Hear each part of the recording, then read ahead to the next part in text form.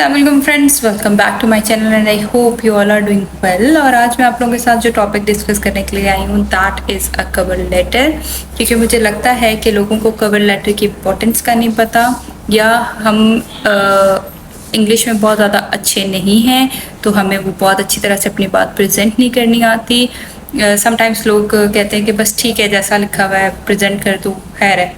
लेकिन cover letter ही है जो आपको वीज़ा ऑफिसर के सामने प्रेजेंट करता है। आपका पूरा प्रोफाइल जो है ना, उसको सम अप करके आपका कवर लेटर होता है, जो आपको वहाँ पर डिफाइन करता है कि आप बिजनेसमैन हैं या आप एम्प्लॉय हैं, आपने कहाँ ट्रैवल किया हुआ है, आपकी क्या ट्रैवल हिस्ट्री है, इसके अलावा आपका पर्पस क्या है उनके कंट्री में विजिट करने का। अगर आप वहाँ आएंगे तो आपकी क्या इंटेंशंस हैं, आप वहाँ जाके क्या करना चाहते हैं, किधर घूमना फिरना चाहते हैं, प्लस आपने वापस कब जाना है। लेटर से हमें एक एश्योरिटी ये भी देते हैं कि भाई हमने वापस कब जाना है, उनका कंट्री कब छोड़ना है। ये एक बहुत ही इम्पॉर्टेंट पॉइंट होता है।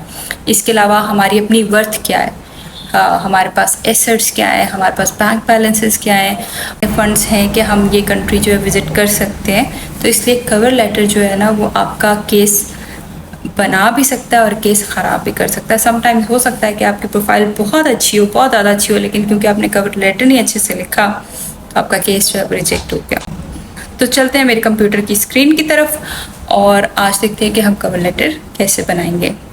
जी, अब हम आगे स्क्रीन पर यहाँ आकर हमने लिखा चैट जीपीटी। हम ये जो लेटर है ये एआई की हेल्प से लिखेंगे ताकि हम लेटर जो है वो बेहतर तरीके से प्रेजेंट कर सकें। अगर आपके पास चैट जीपीटी का लॉगिन या साइन अप बना हुआ है तो आप उसे लॉगिन कर लें, लेकिन मैं इसमें लॉग आउट ही रहूँगी। इसके अलावा मैंने इस वीडियो को थोड़ा सा शॉर्ट करने के लिए, आपको बात भी समझ में आ जाए और ज़्यादा टाइम भी ना लगे, मैंने इसके लिए जो कुछ प्रॉम्प्ट्स हैं वो अपने पास पहले से रेडी करके रखी हुई हैं। वो मैं आपको साथ-साथ बताती जाती हूँ और साथ में इसमें इंसर्ट करके बताती हूँ कि वो क्या रिज़ल्ट देता है। अच्छा, इसमें मैंने सबसे पहले उसको कहा है कि please write a good visa request later on Canada for me, और साथ में मैं उसको ये कमांड दे रही हूँ कि आपने इसको अभी लिखना शुरू नहीं करना। पहले आप मुझे कंफर्म करें कि आपको मेरी बात समझ में आई है या नहीं। तो पहले मैं उसको ये कमांड दूँगी और वो इसको एक्सेप्ट कर रहा है और उसने कहा कि वो मुझे हेल्प करेगा मेरा लेटर लिखने के अंदर। यहाँ से मैंने उसके बाद उसको दूसरी कमांड देनी है जिसको वो एक्सेप्ट करे और मुझे बताए कि उसको समझ आई है कि नहीं। वो है I will give you approximately 6 to 7 headings to write a letter, please don't start writing but please confirm if you understand. उसको फिर से मैं ये कह रही हूँ कि आपने लिखना नहीं है, सिर्फ अंडरस्टैंडिंग मुझे बताएं कि जो मैं आपसे लिखवाना चाह रही हूँ आपको समझ आ रही है कि नहीं आ रही। इसके ऊपर भी उसने कहा कि वो इस बात को अंडरस्टैंड करता है। अब इसमें यह है कि मैं एक रिक्वेस्ट लेटर जो लिखवाना चाह रही हूँ उसके मेरे पास तकरीबन 8 हेडिंग्स हैं। तो मैं इसको स्टार्ट करने के लिए उसको बताती हूँ कि मुझे पहली हेडिंग में क्या लिखवाना है, फिर दूसरी में, तीसरी में, इस तरह से मैं उसको अलग अलग डिटेल्स दे रही हूँ। जिस तरह पहली हेडिंग में मैं चाहती हूँ कि अपने बारे में मेरा इंट्रोडक्शन हो, मैं कौन हूँ और मेरा पासपोर्ट नंबर क्या है, मैं कहाँ की रिहायशी हूँ और मैं एक फ्रीक्वेंट ट्रैवलर हूँ। दूसरी हेडिंग में मैं उसको कह रही हूँ कि please write about my profile, income, background. ये इसके अंदर आएगा जी कि मैं कहाँ जॉब करती हूँ। अगर आप बिज़नेस करते हैं तो आप यहाँ पे अपना बिज़नेस भी लिख सकते हैं, और किस उस कंपनी में मैं कब से जॉब कर रही हूँ, और मेरी मंथली नेट सैलरी कितनी है पर मंथ। और नेट सैलरी होती है जिसमें आपको टैक्स डिडक्ट करके सैलरी मिलती है, और ग्रॉस सैलरी वो लिखी जाती है जिसमें आपका टैक्स डिडक्ट नहीं हुआ होता। उसके बाद हेडिंग नंबर 3 में मैं उसमें चाहती हूँ कि वो मेरा पर्पस, टूरिज़्म का पर्पस मेंशन करे, और मैंने वहाँ स्टे करना है 27 दिसंबर से 3 जनवरी तक XYZ होटल में। उसके बाद हेडिंग नंबर 4 में मैं चाहती हूँ कि वो लेटर में मेंशन किया जाए कि मैं ट्रैवल कहाँ-कहाँ कर कर आई हूँ, जिसमें मैंने मेंशन किया कि मैंने ऑस्ट्रेलिया, इंडोनेशिया, दुबई किन-किन ईयर्स में ट्रैवल किया है। अगर आप इसमें अपनी मज़ीद डेट्स भी ऐड करना चाहते हैं वो भी कर सकते हैं। मैं इसको थोड़ा सा सिंपल फॉर्मेट आपको एक गाइडलाइन देने के लिए इसको बता रही हूँ। उसके बाद हेडिंग नंबर 5 में मैंने इसमें लिखा कि मेरे एसेट्स के बारे में लिखें। आई हैव 1 5 मतलब plot in DHA phase 8 Lahore and it's value is 20,50,000। ये मैंने एक टेंटेटिव अमाउंट रखी है, जिसकी ओरिजिनली जितनी हो वो उतनी लिख सकता है। उसके बाद मैंने इसको कहा कि हेडिंग नंबर 6 में मेरी टू डीप रूटेडनेस मेरे होमलैंड के साथ लिखनी है। हेडिंग नंबर 7 में आपने बताना है कि मैं अपनी फ़ाइल में कौन-कौन से डॉक्यूमेंट्स अटैच करूँगी इसके साथ, और हेडिंग नंबर 8 में मैंने उसको कहा कि इसके अंदर आपने ग्रांट करना है। हेडिंग नंबर 8 में आपने जो है वो मेंशन करना है कि मेरा वीज़ा ग्रांट की रिक्वेस्ट लिखी जाए, उस पैराग्राफ में 3-4 लाइन्स में, ठीक है? अब पहले मैंने ये दोनों प्रॉम्प्ट्स दी और उसे उन्होंने मुझे कन्फर्म किया चैटजीपीटी ने कि वो अंडरस्टैंड कर रहा है। अब क्योंकि मैं ये सारी कमांड्स लिख के मैंने रखी हुई हैं इसकी प्रॉम्प्ट, तो मैं चैटजीपीटी पे जाके इसको कंट्रोल वी कर देती हूँ और उसके बाद मैंने एंड लाइन पे ज़रूर उसको दोबारा कहा, please don't start writing but please confirm if you understand. Enter कर दें।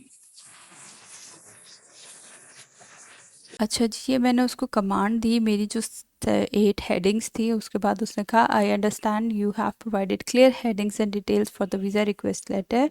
When you are ready I can start writing it out for you, just let me no.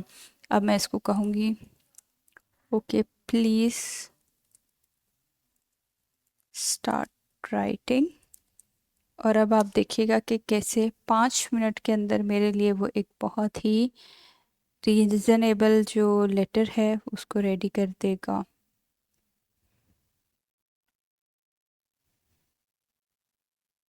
अच्छा जी, अब यहाँ से हम इसको कॉपी कर लेते हैं।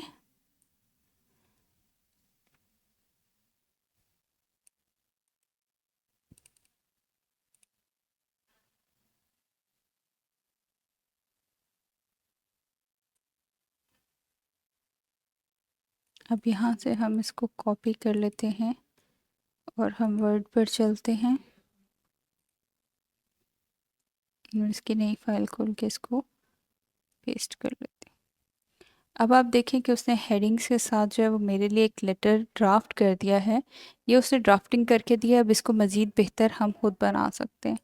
फॉर एग्ज़ाम्पल हमारा जो एड्रेस वगैरह होता है वो हमारे एंड पर आता है, डिटेल्स के एंड पे। आप इसको नीचे ले जाइए, उसके बाद यहाँ पर आप जो है सबसे ऊपर अपने लिए, आज है 12 अक्टूबर 2024, तो हम अपनी डेट यहाँ पर मेंशन कर लेते हैं। उसके बाद यहाँ पे हम to the visa officer,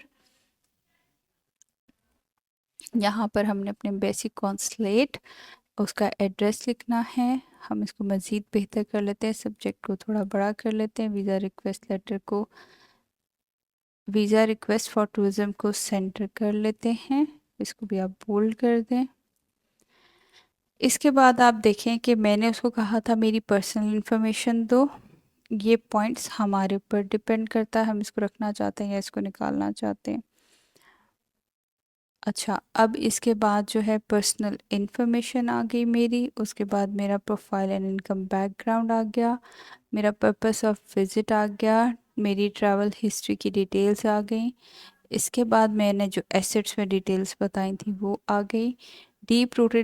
deep roots in my homeland के लिए भी डिटेल्स उसने मेंशन कर दी।